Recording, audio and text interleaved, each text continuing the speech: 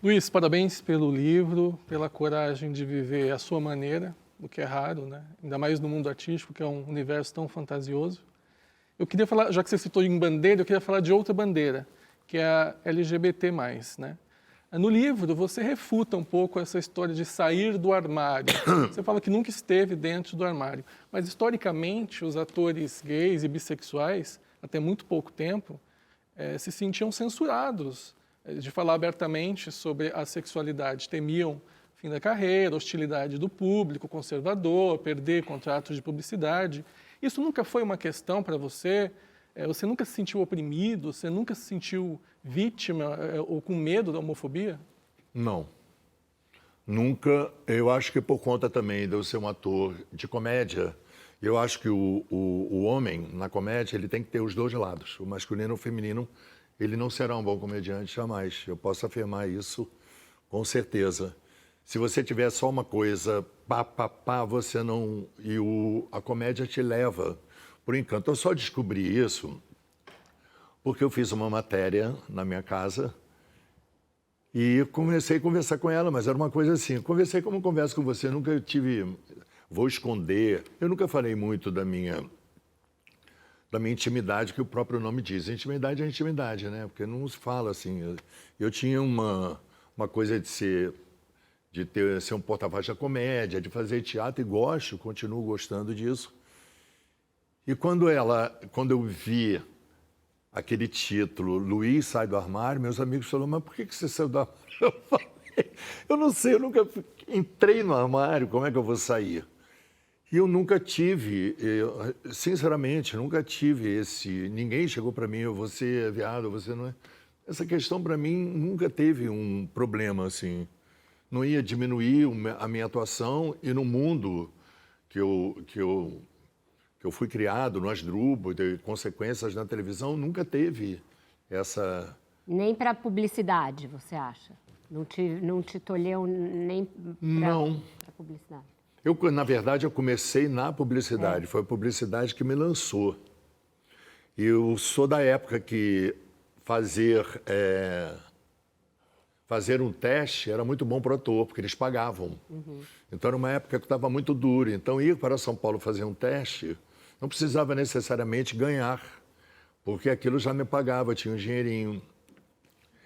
E na publicidade, nunca, porque assim, eu era aquele magro, agora que eu vi como é que eu era, desengonçado, meio garça, E sempre tive um lado muito feminino.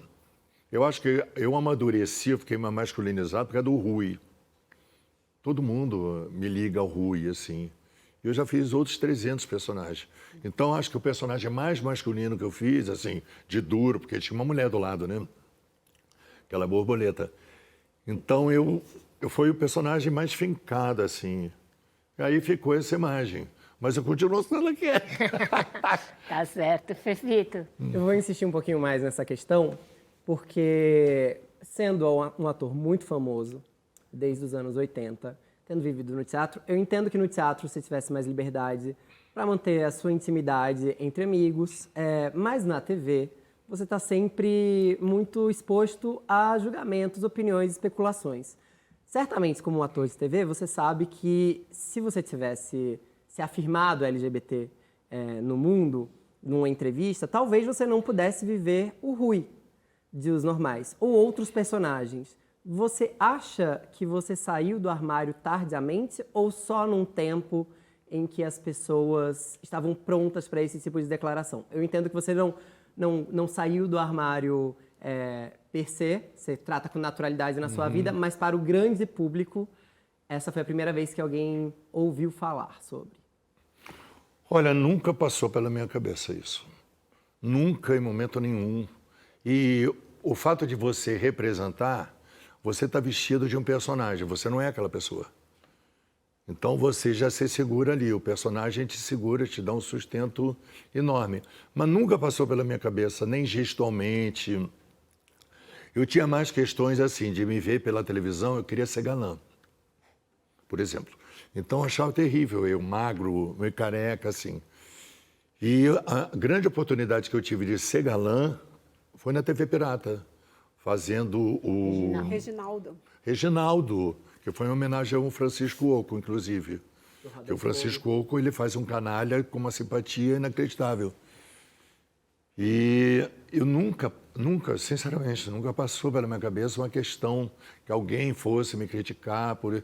Primeiro que nem passava essa questão, como é atualmente, você tem que se posicionar para o público de uma forma. Naquela época era... Você fazia, você era um ator, você representava, você fazia comédia. Não você existia rede caía. social, né? Não tinha essa pressão. Não tinha. Não tinha. E nem pressão, assim, mas também eu passei tão rápido que agora teria que retroceder para sentir isso. Certo. Débora?